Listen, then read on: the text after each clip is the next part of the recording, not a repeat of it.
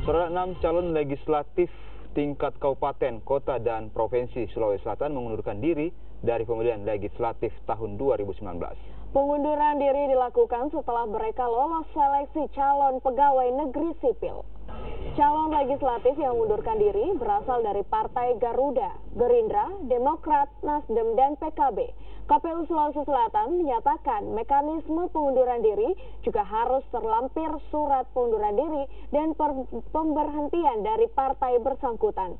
Komisi Pemilihan Umum selanjutnya akan melakukan pleno penetapan tidak memenuhi syarat sebagai calon berdasarkan pengunduran diri.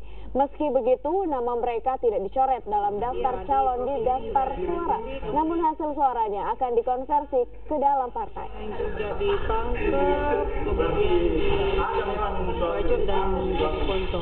Jadi kita minta teman-teman agar menyampaikan kepada partai mekanisme berkas yang harus disampaikan saat pengunduran diri. Tidak boleh langsung orangnya ke KPU, tetapi calegnya dulu kepada partai dibuktikan dan ada persuratan ke KPU dan ada pengunduran diri dari orangnya, ada surat pemberhentian dari partai kepada calegnya, kemudian itu terlampir disampaikan ke KPU. Bu, jadi untuk